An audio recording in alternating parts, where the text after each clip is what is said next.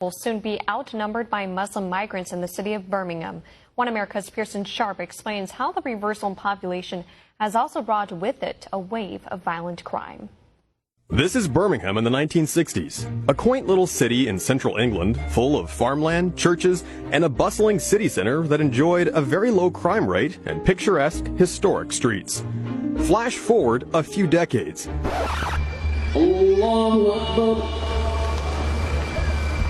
These images aren't from Iran, Iraq, or Afghanistan. No, this is modern-day Birmingham. A new report shows native Britons are on their way to becoming a minority in their own homeland. The latest demographics from Birmingham reveals that nearly half of those in the UK's most multicultural city are migrants or foreign-born. Experts say that white Brits will soon be outnumbered as the city continues to swell with residents from Africa and the Middle East. There are people from roughly 200 countries living in Birmingham, and some 50,000 of them don't speak any English at all. Immigrants make up 60% of Birmingham's growth over the last decade, but have also brought with them a massive spike in crime. Over the last few years, Muslim migrants have created areas of Birmingham known as no-go zones, places where non-Muslims are not welcome. This racist message was spray-painted on a wall in an inner-city ghetto of Birmingham in August of 2017. Native Brits say that it's a sad truth these areas are here to stay, and claim that many migrants have no intention of integrating or becoming British.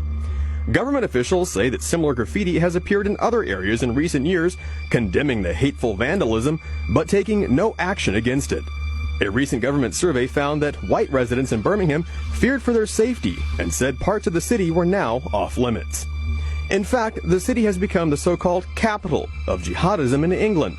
1 in 10 of the UK's convicted Islamic terrorists comes from Birmingham.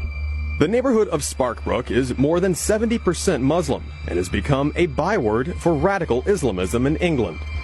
Houses there have been turned into bomb-making factories and were used in the deadly attacks on London's subway system in 2005 that killed 52 people. Muslim extremists have concentrated into several enclaves throughout the city, producing 26 of England's 269 convicted terrorists. One journalist who visited the city, Ross Kemp, said Birmingham is so violent he has to wear the same body armor he wore in Syria for protection.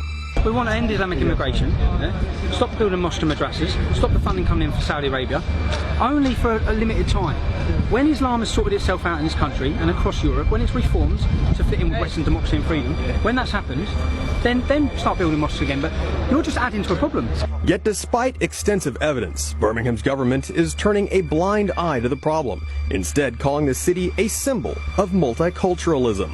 Local leaders admit they're afraid of being called racist, and so they actively avoid getting involved in the city's growing jihadist movement. However, other politicians warn the Liberal City Council won't go after the immigrants because most Muslims vote for the Liberal Party. Local Christians and churches have been crowded out as well, with one main street, Ladypool Road, now home to over 22 mosques. Also on the rise are cases of children being sexually exploited by gangs of Muslim men, usually from Pakistan. Local counselors and experts warn that parents are being kept in the dark about such dangers, with the Birmingham Council refusing to alert parents to the situation. One gang member is suspected of raping 3 schoolgirls, but was bailed out on each occasion. 14 other gang members were also arrested in November for sexually assaulting underage girls. And in case some claim this problem is just limited to Birmingham, London, which has also seen a surge in immigration from Africa and the Middle East, just reported a 20% spike in cases of rape. Acid attacks, once unheard of in England but common in India and the Middle East, are also on the rise, along with a 30% increase in murders. Our message to all of the shops here, all of the businesses, is to fear Allah, fear God, give up the sale of alcohol, join us to command good and forbid evil. Police say they're baffled by the sharp increase, despite a shocking 84% of child grooming and rape cases in the UK involving gangs of Muslim men. Experts predict native white Britons will be a minority in their own country by the year 2050. But far from a multicultural paradise, British cities like Birmingham and London show that this kind of unchecked immigration simply fuels conflict as migrants refuse to integrate and radical Islam takes hold. With politicians who protect the guilty simply for votes and police so afraid of being branded racist that they won't tackle the issue, the government is creating ghettos rife with crime and Islamic